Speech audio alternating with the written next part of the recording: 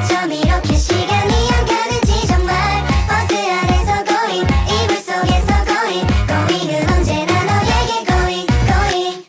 Assalamualaikum warahmatullahi wabarakatuh. Perkenalkan, nama saya Niel Jamidra Zulfakor dari kelas 10 II1. Nomor absen 22.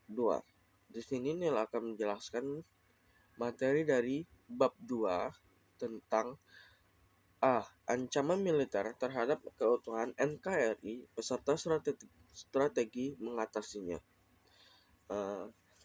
Pasal 7 ayat 2 Undang-Undang Nomor 3 Tahun 2002 tentang Pertahanan Negara menegaskan bahwa ancaman militer adalah ancaman menggunakan kekuatan bersenjata yang terorganisasi dan dinilai mempunyai kemampuan yang membahayakan kedaulatan negara, keutuhan wilayah negara, serta keselamatan segenap bangsa.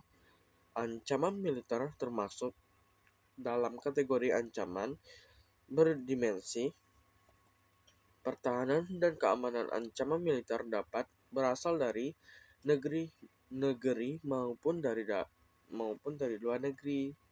1. Ancaman militer dari dalam negeri. Ancaman militer dari dalam negeri adalah bentuk ancaman yang dapat bersumber dari pihak internal. Ancaman ini harus diwaspadai karena bisa muncul kapan saja tanpa ada tanda-tanda, bisa dalam skala kecil seperti konflik masyarakat dalam atau dalam skala besar. Bentuk ancaman militer dari dalam negeri sebagai berikut. Pemberontakan bersenjata.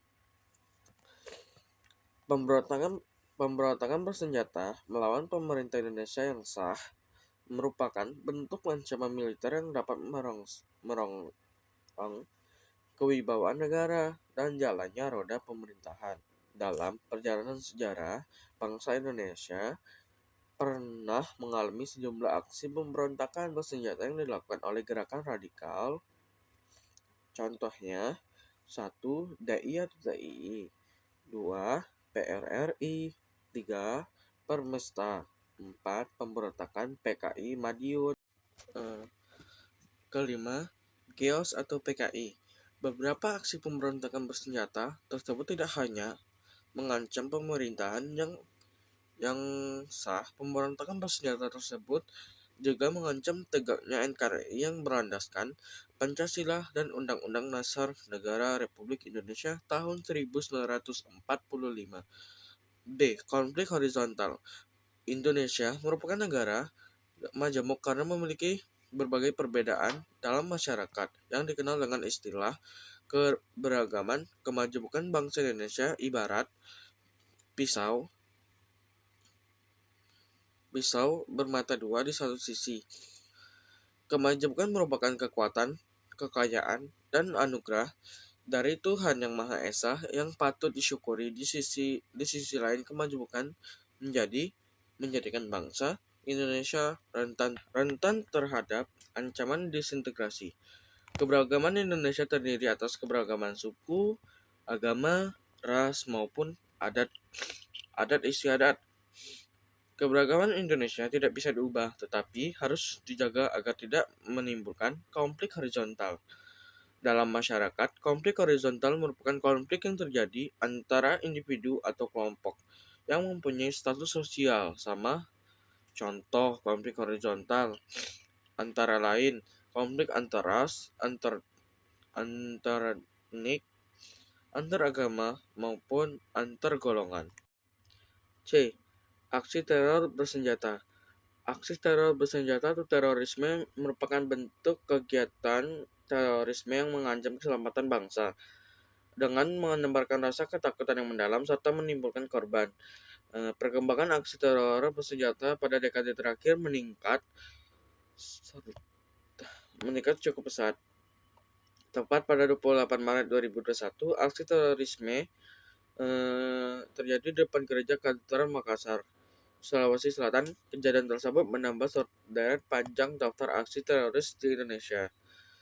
Sebelum aksi terorisme tersebut, Indonesia memiliki banyak sejarah aksi pengorbanan yang merenggut korban jiwa Bom Bali pada Oktober 2002 menjadi salah satu sejarah terorisme terbesar yang terjadi di Indonesia. Peristiwa tersebut telah menurunkan kegiatan ekonomi lokal sepanjang tahun 2003. Akibatnya, pendapatan penduduk Bali berkurang dan perekonomian nasional terganggu karena menurunnya arus wisatawan mancanegara. Gerakan separatisme. Separatisme adalah paham atau gerakan memisahkan diri suatu negara untuk mendirikan negara sendiri. Setelah menyatakan kemerdekaan tahun 1945, Indonesia harus berhadapan dengan gerakan separatisme yang diperakasai oleh berbagai kelompok etnik. Kelompok separatisme dalam sejarah Indonesia sebagai berikut. 1. Republik Maluku Selatan RMS yang diproklamasikan oleh orang-orang Maluku Selatan di tahun 1950. 2. Organisasi Papua Merdeka OPM yang didirikan tahun 1965. 3. Gerakan Aceh Merdeka GAM yang dideklarasikan tahun 1976 dan memutuskan untuk menempuh jalur peperangan dengan pemerintahan Indonesia. 4. Front Revolusioner untuk Timur Merdeka Fratelin yang melakukan perang melawan pemerintahan Indonesia tahun 1976 ketika pemerintahan Indonesia memasukkan Timor Timur sebagai provinsi ke-27. Sekian, terima kasih. Assalamualaikum warahmatullahi wabarakatuh.